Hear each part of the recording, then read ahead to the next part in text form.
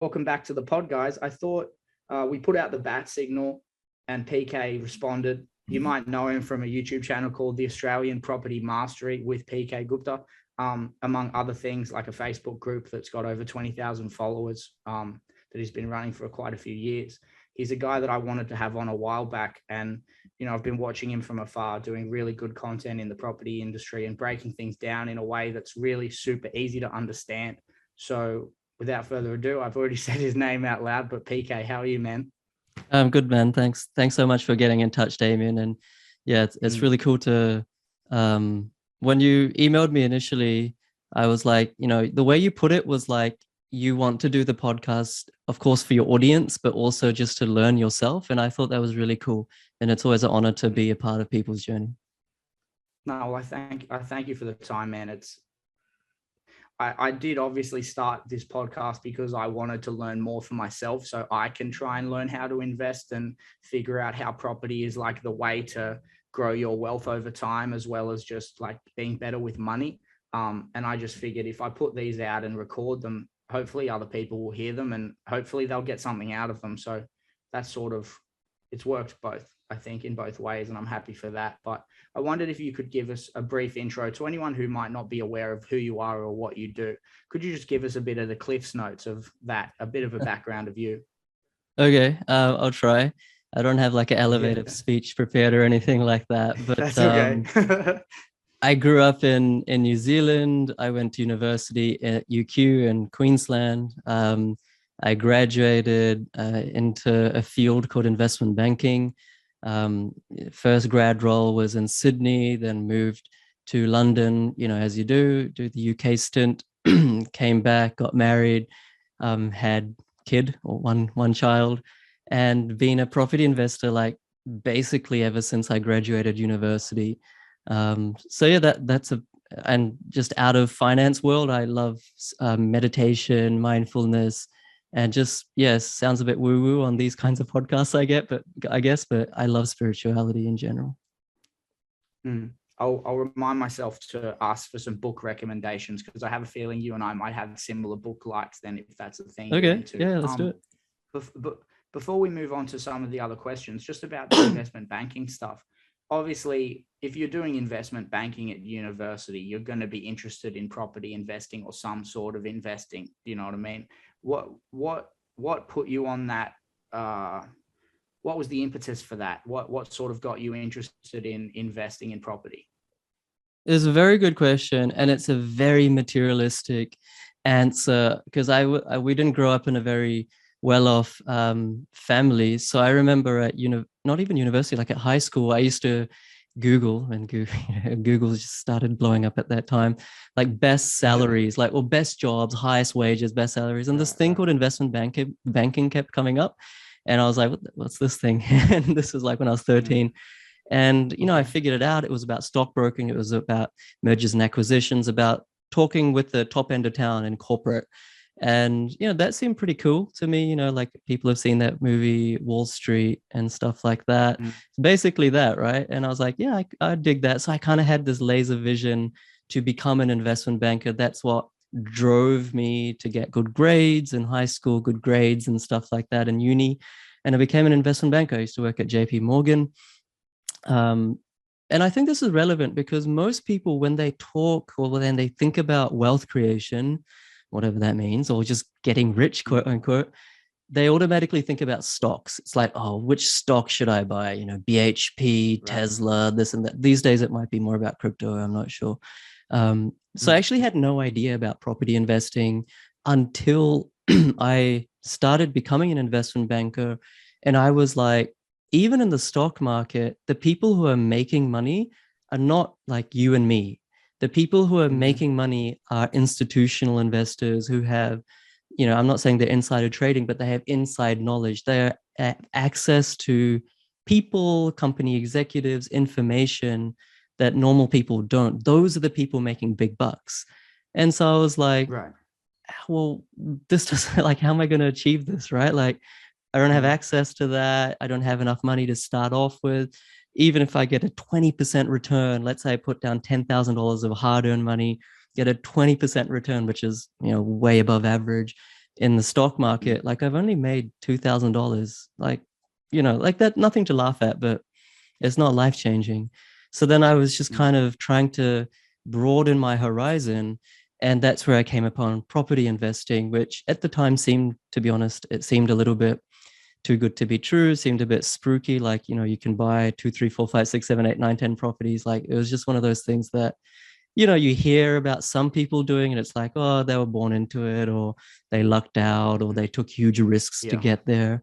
But then the more and more I thought about it and researched it and talked to people, I was like, this is a legit alternative option to create wealth so that I don't have to work forever. That was really where it came from.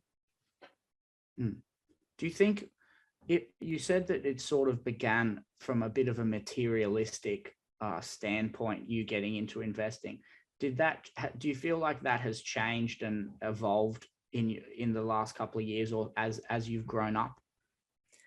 I definitely think so. And not just with property. I think, when we're young, in our teens or early 20s, we generally or tend to have this kind of vision for the future where we're not working as much.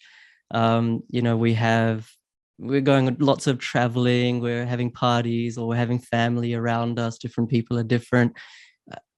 And that's what we aspire to achieve. But I think, I worked my way up the corporate ladder into, executive roles in different companies like Virgin Australia and Deloitte and things like that. And, we're on some good coin. And even in corporate, I was like, I'm earning good money, but am I any happier than I was when I was at uni, like eating noodles? I couldn't say that I was. And even now, like, people can say, oh, look, that guy has 12 properties or this much passive income, all that sort. But hand on heart, and this is very controversial, I don't think enough people talk about it because it doesn't sell, but hand on heart, I can tell you that I'm no more happier today than I was 10 years ago. Yes, I've achieved financial happiness, but you cannot confuse financial happiness with overall holistic real happiness. It's good. It's better than not having it, but it doesn't just equate to fairies and lollipops and fields and everything like that. Okay. Well, again, we explained off air too, the impetus for this show for me is I want to talk to as many people within this industry and get an idea of what advice they would go back and give their younger selves if they could, because it's interesting to me what pitfalls they may want to let their younger self know to avoid along the way. So I wondered, if you could go back to a 24, 25-year-old PK, what advice would you give him about life, as well as about investing in business and anything else that sort of comes to mind? It's such a good question, and I haven't really prepared the answer, but two things instantaneously sort of come to mind.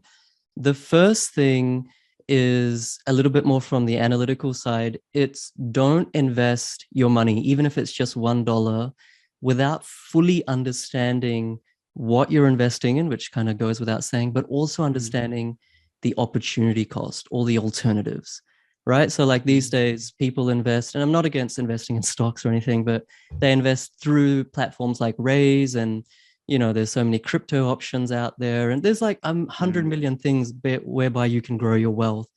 And they just kind of find out about them using online. Someone's talked to them about it online, or friend or colleague, family member. Don't invest your money until you've actually assessed where else you could have put it in. Because I could have actually bought property in university, but I instead put it in a managed fund. And that managed fund made me like almost no money. But at the time I was like, oh yeah, rich people, like they put money in managed funds, right? And if I do this young enough and as hard enough, then I'm going to do well. But if I had just leaned over to property at that age, I would have been so much better off now. And so just to kind of expand on that a little bit more, it's like, even if you have found your investment vehicle, try to learn to do it yourself, because no one cares about your money as much as you do. That's what I have learned the hard way. And even if they come across like as super nice people and they have their heart in the right place, sometimes their business model means that they cannot actually get you the best result. Like, I'm not against anyone, and I don't mean to down anyone, but let's say the buyer's agent business model, and not all buyer's agents are like this. Very, very good buyer's agents there as well. But let's say you have 50 clients in your waiting list because the property market's booming, and you've got huge demand because you do a lot of marketing, right? You're going to want to go through clients and get them properties really quick with as little fuss as possible, so that you can go to the next client who's waiting, go to them. You're getting paid per transaction. Now, just that business model is fantastic, but also has its limitations. So the reason I bring that up is people need to understand, what they are doing themselves. And if you do understand it sufficiently, then you can outsource it, because then you know what to look for, who to look for. But don't outsource the accountability at all. So I think that's the kind of analytical answer of the advice that I would give myself back at age 25. And the more kind of, I would say, less analytical answer would be just chill. Like, you're still very young. Everyone has aspirations of, becoming financially independent, whatever that means, and, stuff like that. But you're very young. If you just do the work, if you, be diligent, if you, are focused, you don't need to stress. Okay. Do the work, but try not to stress out, because you can only achieve what you can achieve by doing the best you can anyway. So I think back when I was 25, I put too much pressure on myself to have achieved a certain goal by the time I was 30, whether it's a passive income goal or a number of properties goal, or even like a life goal, like getting married or having a kid or having a house or this. I think just chill, but don't chill so much that you're not even getting out of the bed in the morning. Do the work, but do it in an equipoised, self-reflective, sustainable way. Just a question off of that, PK. Do you feel like in your 20s you had timelines associated with certain goals in your life, and if you didn't meet those, it sort of had an impact on maybe your mental health? Because what you just said hits me very hard right now, because I'm in that spot where I've got some investing goals that I'm really close to getting, that I wanted to get by a certain age, and it's getting close. And that hit me really hard just now. That's crazy. I just think, I saw this video like ages ago, and it was going on about how there's so many people who are successful who actually started when they were above the age of 40. I think the sort of stereotypical example is like Harrison Ford, the actor. He's, super successful. He was like a carpenter or something like that when he was 40. And, then he went into Hollywood and all that sort of stuff. So like, it's important to have goals, because goals are potent. There's a potency in having a goal and writing it down. But, your life doesn't end at 30. Your life doesn't end at 35. Your life doesn't end at 40.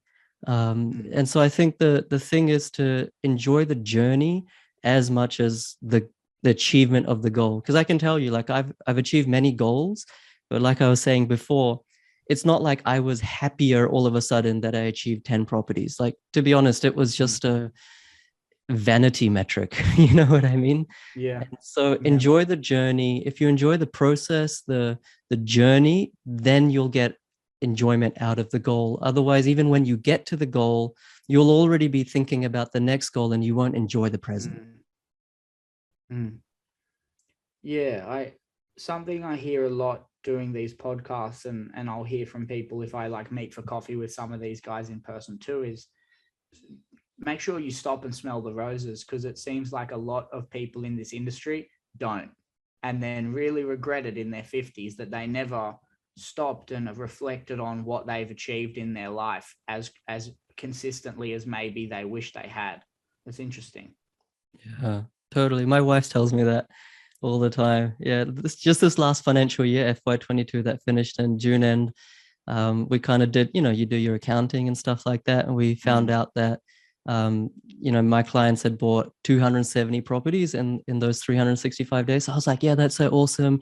I was telling my wife, next year, we're gonna help our clients achieve even more. And I started planning, and she was like, just just chill, like celebrate what you've achieved. Because did you ever think that you would help that many people 5 years ago? And I was like, no way. Like, I didn't even know that people would trust me at all, you know? So you just got to be in the present. Yeah. Give yourself a pat on the back every now and then, right? That's right. Yeah. Another question I had was about investing, I guess. And I got started at investing and gained a bit of an interest in it when COVID hit, because I was broke. I was a tour guide in Canada, and I flew back home for my friend's wedding on the 2nd of March 2020. And then the whole world started falling apart shortly after that, and I couldn't go back to Canada. And I had like $200 or $500 in my bank account. And the only reason I was able to sort of stay afloat was because of my parents giving me a place to crash while I found a job in that. And it put me on this journey of learning about investing. And I wondered, what advice, I guess, or what reasons do you think young people should think about for why it would be a good time to at least start to learn about investing? It's not to say put all of your money into investments and don't have a nice social life and don't enjoy your life too. But what reasons do you think young people should consider for getting invested sooner rather than later? Oh, it's such a good question. And like obviously everyone sort of knows that the sooner you start, due to the compounding effect of building wealth, you know, the more exponential your wealth will compound or gain over the long term. Like everyone, I think, intuitively, intrinsically understands that. But what sort of jolted me and jolts a lot of people are just cold, hard statistics. And I shared this the other day, actually, but it was really interesting. This is from Industry Super Research, and they were saying that if you're a couple and by the time you're 65, you want to obviously retire as a couple, and assuming you have your own home completely paid off, you need to have $1 million in the bank account, like cold hard cash, liquid cash, to be able to spend $80,000 or live off $80,000 per year. So you not only need $1 million in the bank, you also need your own home completely paid off. And then that is going to give you the ability to spend $80,000 per year as a couple, not as a single, right? So like when you hear a statistic like that, it's like, all right, you know, everyone kind of just assumes finances will take care of themselves, especially as you grow up. I was guilty. It'll be fine. Yeah, I was guilty of that. I was like, yeah, someday I'm gonna become well off. Like it'll just happen, right? Like something like that. But it's like, okay, well, like how on earth am I gonna have a completely paid off home and $1 million in the bank so that I can live the lifestyle I want to live? And remember, $80,000, that's per couple, so it's only $40,000 per person. So like when you hear statistics like that, hopefully they don't depress you, like they don't depress us, but rather they impress us, and they impress upon us the need to start as soon as possible. Because if you're starting when you're, even though I just said the Harrison Ford thing, but even if you're starting at 40 or 50, like you're kind of leaving it a bit late. For sure. And keep in mind, like Harrison Ford, what did he do? He got Star Wars, he got Blade Runner, like he got a little bit of cash late. Do you know what I mean? Like he got a good little chunk of change to get started to sort out his finances, I'm sure.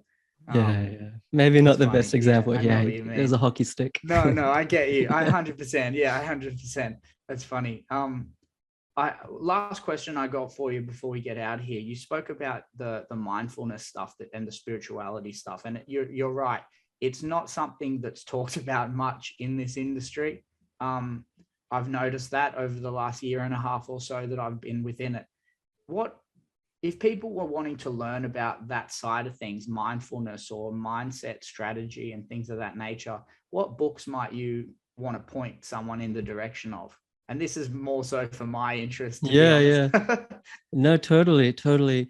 I mean, there's so much information about this. I think what puts people off, especially those people who are a little bit like me and a little bit more analytical and, you know, money savvy, or we want to become literate in finances, and you start talking about mindfulness and meditation, and it's like, oh, like whatever, I'll get to that when I get to it. I got more pressing matters. Yeah. But what I like about these following two authors and speakers is that they make things so practical. And if you actually adopt what they're saying, if you actually kind of take it, you put it in your pocket and you apply it in your daily life, not only does that improve your own level of consciousness, your own level of self-worth, but those two things then manifest into a higher level of wealth. I know that, trust me, I know that sounds wishy-washy, but your mind is everything. Your mind is all that you have from a material perspective. And I always say, like, the most important real estate is the 6 inches between your two ears. So don't just marinate that in, money matters, but marinate that more holistically, build that muscle, just like if you go to the gym, and that muscle will then build you.